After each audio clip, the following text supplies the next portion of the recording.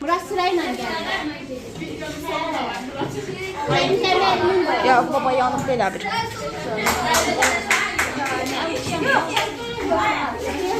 Sıram bayrağı. Bəli.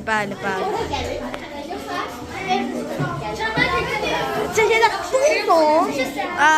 Eşəcəkdən. Allah haqqı. Pisiyo.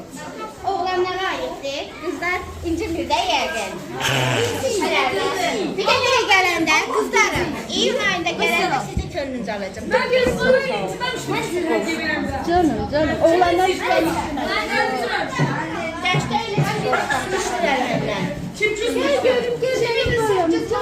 Öpüşün. Düz balam. Al. Analdan çek. Bəli. Yaxşı sakin. Eyleş.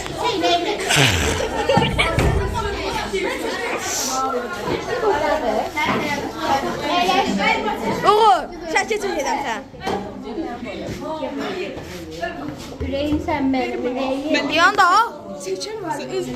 Diyan. Bilmirəm bunu niye Diyan da gəl. Ay, pətək kroku ilə gətiriblər. Yerinize geçin Aybeniz.